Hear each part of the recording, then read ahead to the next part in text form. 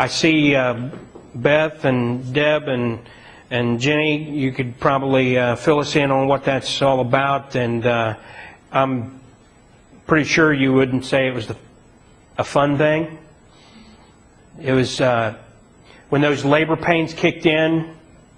Did they, especially toward the end, did you just kind of get your whole body convulsed? and you didn't think about dinner? I'm sure you didn't call people up and just talk about what's going on in your day. Oh, I was just having contractions and thought I'd see how you are doing. You know, that's not why. Because I've seen it. And it shuts a person down. That's what's going to be like in the world. The world is just going to totally change. Kind of like you can, use Haiti as an example. There wasn't anybody in Port-au-Prince who really, saw that earthquake coming. And then within a few minutes, the whole area is just leveled. That's the kind of thing we're talking about here. And it says, and they shall not escape. Who's they? Obviously, he's not talking about Christians being here for this. Because we do escape. But those who are left behind, you say, what about tribulation saints? They don't escape either. Tribulation saints, except for the 144,000 who are described in Revelation 7, who have the seal of God in their forehead, for a time they escape. But after a time is up, they die a martyr's death. It says they're beheaded. And believers during that time will die. So they're not escaping. And they have basically chosen to be there. And it wasn't on accident that those people are still there during the tribulation period.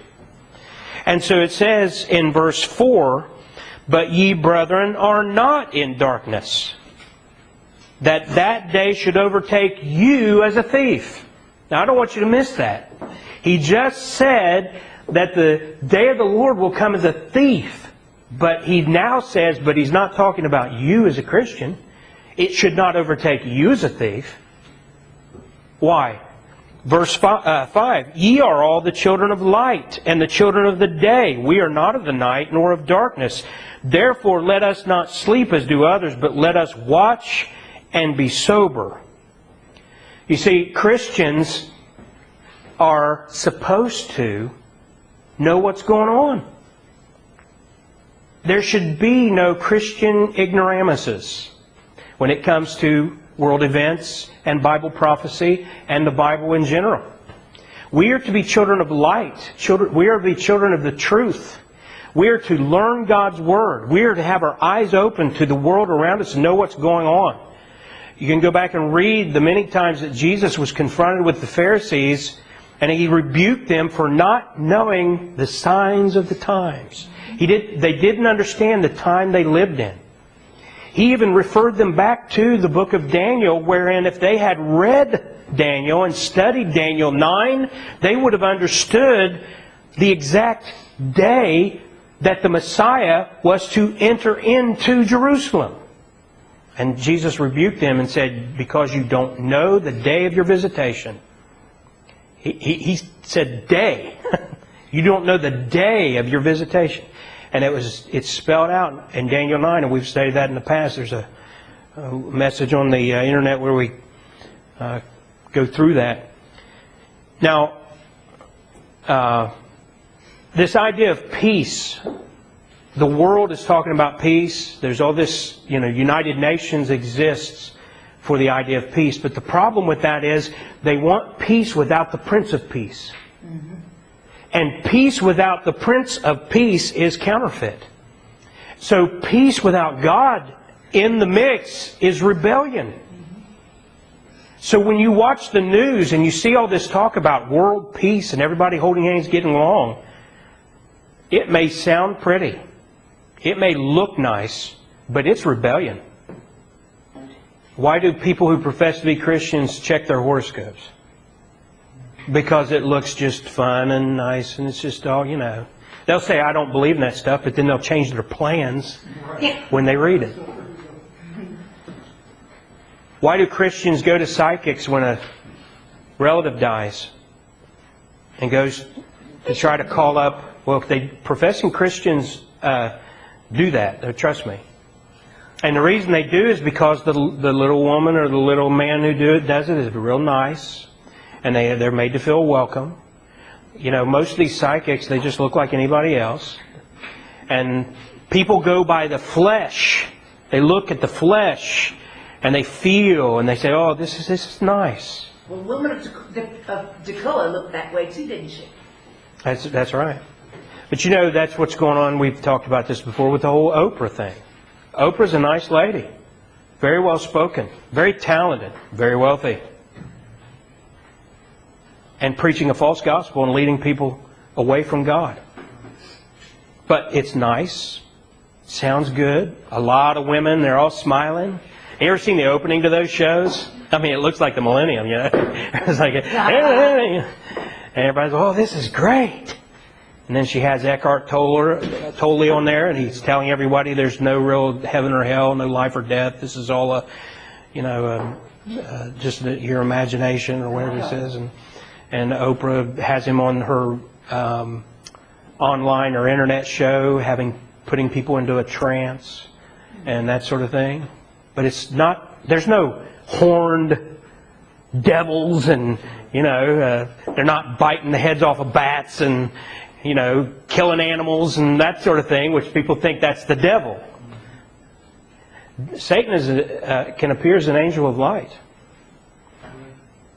And that's what's taking people, I think, right now down the wrong road. I just never thought I would see people who work at the local pregnancy distress center down here who help women who are having crisis pregnancies campaigning for a pro-choice president, but they did. Right inside the building where they work. Campaigning for a pro-choice president. Why? Because he's a cool-looking, dapper, he looks the part. Yeah. Let's pick up there in verse 7, and he says, again uses the word they. For they that sleep in the night, and they that be drunken are drunken in the night. That's not supposed to describe us. And then in verse 8, but let us, who are of the day, be sober, putting on the breastplate of faith and love, and for an helmet, the hope of salvation. See, we are of the day, and we're not gloom and doom about this thing. We're gloom and doom about the people who are not ready. But what we are is excited. As Jesus said, look up, your redemption draws nigh. There's a thrill in the idea of seeing the Lord and being with Him.